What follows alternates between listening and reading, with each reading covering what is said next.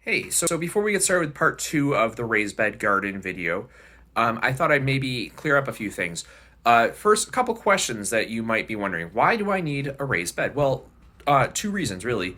One, you have better control of what goes into the soil. So you put the dirt in, you get to choose what goes in there. If you don't want to use fertilizer, but you're not sure what the ground around you in your backyard has, you can make sure there's no fertilizer. It can be 100% organic. Easy, right? And if you have better control of what goes into the garden, you have better control of what comes out of the garden. So you have more control. And the other reason, if you live in a colder climate like I do, I live in upstate New York.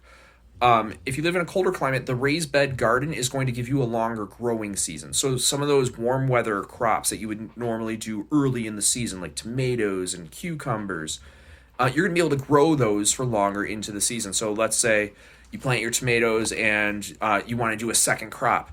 You're going to have that option with a raised bed garden, and you might not have that if you grow it in the ground.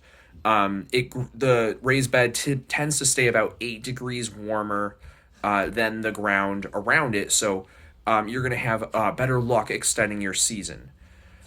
Also, I wanted to make clear a few things. So you can't just use whatever you want as a material for your raised bed. I've seen people using tires before. That's a big no-no.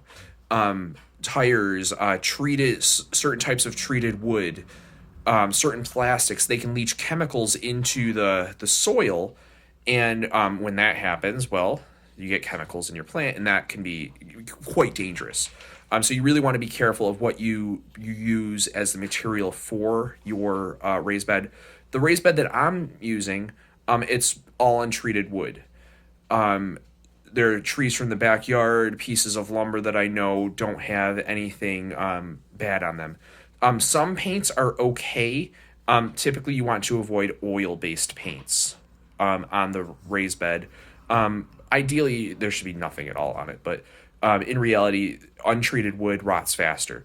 So some people will paint their raised beds, and that's okay within reason. It depends on the type of paint that you use. All right, so let's get outside, and I can show you the rest of the raised bed. So as you probably know, right now in New York State, there is a ban on non-essential businesses, and that includes lumber yards. So it's impossible for me to get the lumber that I would need to do this. So I'm using the lumber that I find around my house. So I have some old 2x4s that I was going to burn later. Old tire I found in the woods. I got to go take that to the recycling plant once it opens back up. Have some tree stumps to hold the wood in place for now.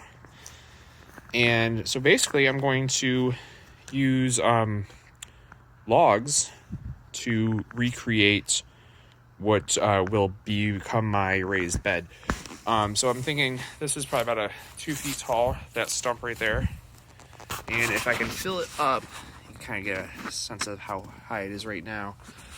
If I can get the logs to kind of, if you remember Lincoln logs, if you're an 80s child like me, kind of build them up log cabin style around, using those stumps to support them. And then once it gets more in there, then I'll put some clean fill in and have a garden.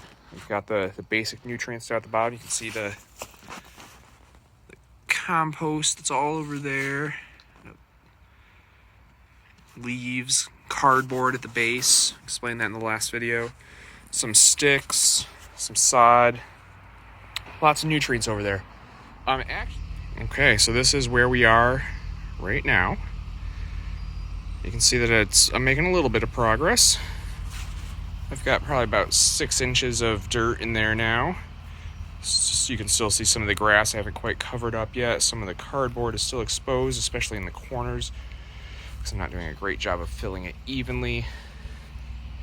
I put a couple pieces of plywood and a little 1x4 I found in the shed there to kind of prevent the dirt from coming out. I do want to have access to the bottom of this just so that I can insert compost as needed or replace cardboard when necessary. But look, this is not supposed to be a permanent structure. This is times are tough. I can't do exactly what I want to do, so I'm going to make something from nothing, really. This is all scrap stuff. It's cost me absolutely $0 to do. So, yeah, you can go out and spend $100 on a raised bed planter, but you don't have to. If anyone tells you that you have to in order to do it right, they are trying to sell you something, and there's nothing wrong with trying to sell you stuff. Sometimes there's some really good products out there that you should be buying. But if you don't want to buy anything, you don't have to. You can do this for free.